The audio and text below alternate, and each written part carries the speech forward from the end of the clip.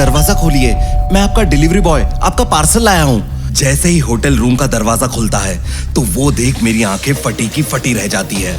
Lucky, तुम यहाँ क्या कर रहे हो, और वो भी इस वक्त? डिम्पल, मेरी बात छोड़ो, तुम यहाँ इस हालत में क्या कर रही हो? और क्या वो राहुल है? मैं लकी, और ये मेरी कॉलेज की गर्लफ्रेंड डिम्पल, जो पिछले 3 साल से मेरे साथ थी, आज मेरे ही कॉलेज के कलीग राहुल के साथ इस 5 स्टार होटल में रंगरलियां मना रही थी। लकी, कुछ गलतफहमी है, तुम जो देख रहे हो वैसा कुछ भी नहीं है। लकी बेटा, ये बिल्कुल वही है जो तुम देख रहे हो। डिम्पल, तुम जैसे गरीब की गर्लफ्रेंड रहकर तंग आ गई थी इतने सालों से। और हाँ, मैंने ही तुम्हारे केमिस्ट से पार्सल मंगवाया, क्योंकि मैं जानता था कि तुम्हारी ही शिफ्ट चल रही होगी इस टाइम पर। तुम्हारी ये मजाल! राहुल, मैं तुम्हें अभी सबक सिखाता हूँ। मैं जैसे ही राहुल के मुंह पर एक पंच मारने गया, डिम्पल बीच में आ जाती है। लकी, ये सब सच है। मैं सच में तंग आ गई थी तुमसे और तुम्हारी गरीबी से। राहुल मेरी सारी कामनाएं पूरी कर सकता है। अब मुझे तुम्हारी कोई जरूरत नहीं है। चले जाओ अपने रास्ते और मुझे हमेशा हमेशा के लिए भूल जाओ। मैं तुमसे नफरत करता हूँ डिम्पल। जैसे ही मैं उस होटल से निकलता हूँ और नीचे पहुँचता हूँ, जोर जोर से बारिश होना शुरू होती है। फिर जो होता है वो देख मेरा मुंह खुला का खुला रह जाता है।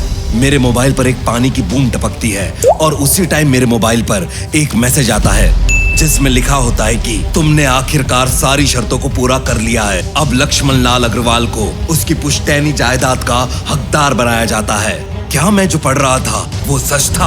पर ये मैसेज पढ़कर मुझे एक सुकून की सांस मिलती है। इतने सालों तक मैं सिर्फ गरीबी में ही जी रहा था, लेकिन आज सब बदला बदला नजर आ रहा था। क्या आज ही वो दिन है जब सब कुछ बदलने वाला है मेरे लिए? ये सोचकर मैं सीधे इंडियन इंटरनेशनल बैंक पहुंचता हूं और वैसे ही वहां की एक क्लाइंट से टकरा जाता हूं।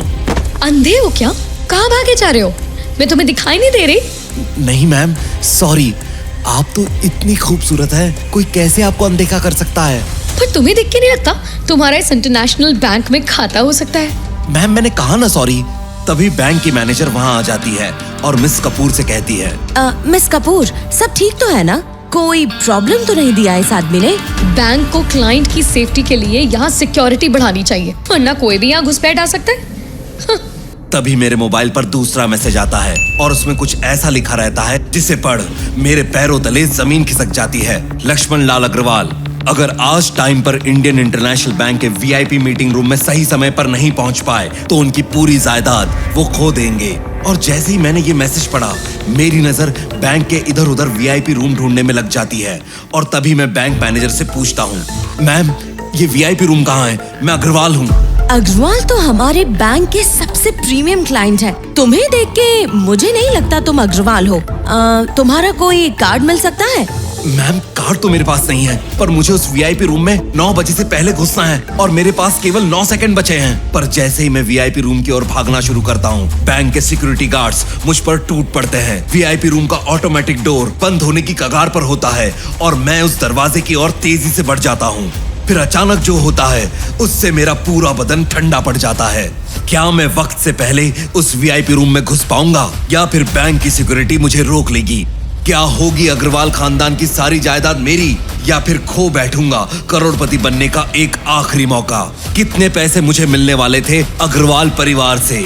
इन सारे सवालों के जवाब जानने के लिए अभी सुनिए मेरी कहानी इंस्टा मिलियनेयर, सिर्फ पॉकेट एफएम पर।